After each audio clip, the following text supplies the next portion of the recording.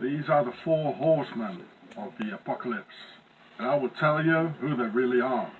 And that together with the beast with the seven heads, it's all related to that place in the Alps, what John tried to warn us for in his revelations from the Bible. Now watch this guy here. This is the first one on the white horse with the crown here. And it's the second one with the big sword. And it's the third one with the scales here. And this one is death. And remember the skull and bones, the symbol of death, the Freemasons. I'll come back to that later. And here you can see the sun god, the pharaoh, on the white horse, the first one, the first seal, of whom the guys with the crown, the kings and queens, the aristocracy came from, and who became finally Freemasonry. So this country from the Alps, we never hear from because they keep a low profile. Behind their clean and innocent neutrality swindle, the richest country in the world, the most expensive, where all the gold and other fortunes lie, and yet, miraculously, never gets involved in any war. Not the Second World War, not the First World War, and not even the worst of all, the 30-year war from 1618 to 1648. And deception is the biggest weapon of evil. But this center of all evil finances all wars, and they have a fifth column of Swiss sleeper agents in all countries of the world, which I've already proven to you in my other films. John was right, and I've come to tell you more about it. I'm a humble man with long grey hair, walking on sandals, and no one knows who I really am, as I haven't had any ID since 1981. That's 33 years now. And I move like a thief in the night, not to be seen by the Swiss knights of terror and their lies. So here it says, white horse and a crown. So the first horse is a white one, as the Swiss cross is. And the crown was given to him, and he went out conquering and to conquer. Now who's having a crown here? Yes, the king is having a crown. So the first horseman is the nobility who came from the pharaohs and finally became the last horseman, called death, therefore portraying the skull of death of the Masons as in skull and bones, and pale is the color of the bones, for a skeleton is not really white, neither the skin color of a corpse, because the horses themselves symbolize the body or organ, as in organization. And here it says, virtus juncit, mors non separabit, which means, whom virtue unites, death will not separate. So this is a death cult, just like the fourth horseman.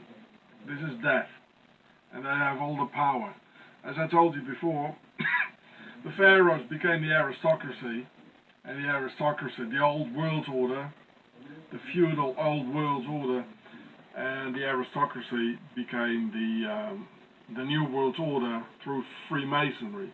And this is the fourth horseman, death, the last one, as it has been written, but it's not really the last one. Right, it says the fourth horse and the fourth rider. It's called death, Freemasons. And the color white is indeed Pharaoh's color of the aristocracy, as they can afford themselves to wear white, as they don't work and get their clothes dirty. And he went out conquering and to conquer, meaning that the aristocracy is all over, everywhere, and ruled the entire world. Well, you can see those pharaohs all in white, see? Well, who else could afford himself or herself this? Yeah. Gets dirty, doesn't it? That's why it's the white horse. That's the aristocracy. So here it says, a red horse. This is the second horse, and it was given a big sword. And it would take all the peace from the earth. So the second horse was red, the colour of our blood abundantly spilled over the earth. It was granted to take peace from the earth, and that man would slay one another, and a great sword was given to him. This is Octagon of the Templars, who also came out of the aristocracy, sort of being a union between the church and the nobility. I already explained it to you.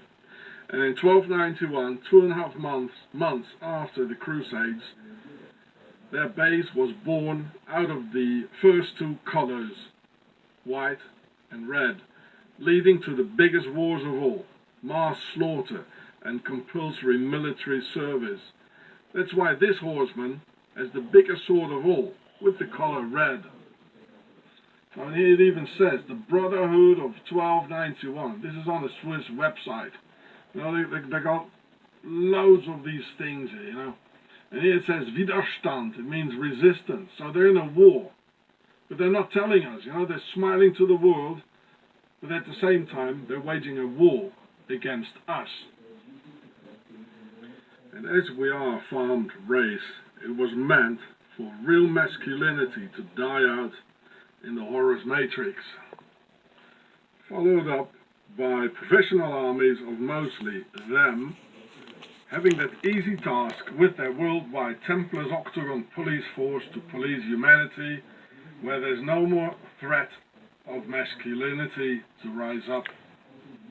They've all died on the battlefields.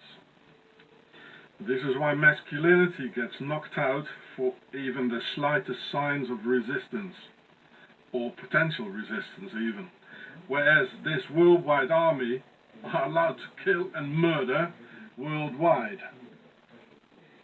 And especially in Octagon in the Alps, eugenics is widespread, where it's not even allowed to think differently. Then the third horseman on a black horse, holding a pair of scales for business and to find the weight and consequent price of commodities, its value and current exchange rate. A quart of wheat for a denarius, and 3 quarts of barley for a denarius. And do not damage the oil and the wine. These are the banks from Switzerland, founded by the previous horsemen of the Templars, through which even more control over humanity can be exerted, creating wars and famine where needed, and under the colour black as in the night, as the workings of financial crimes are the most invisible of all, and this instrument of control over mankind impossible to see and detect, like a black horse running in the middle of the night. Just think of how the Swiss Bank of International Settlements from Basel stole all the savings of honest Americans in 1929 in order to finance the Nazis' war industry. It came smooth and invisible, striking hard in a black night. And it says billions lost. Well, nothing was lost. It just ended up in somebody else's pocket. And the fourth horseman is called Death, as the Masons' logo, together forming the wings of power coming out of the first horseman of the aristocracy. So the pharaohs became the aristocracy, who became the Freemasons, and they are ruling. The riders of the apocalypse are also showing the wings of power, where the second being their military wing, the Templars, the third knight their financial wing, the Swiss banks, and the fourth knight their political wing, the Freemasons, and those lying politicians. As ruling is an extremely tiring job, the kings of the old world order decided finally to delegate ruling into the hands of the new world order of the Masons, also their bloodline, but still keeping power in their own hands. And this is where the Bilderbergers' final control is situated. So far, only 4 of the 7 seals have been opened, and there are indeed 3 more wings of control and consequent seals to be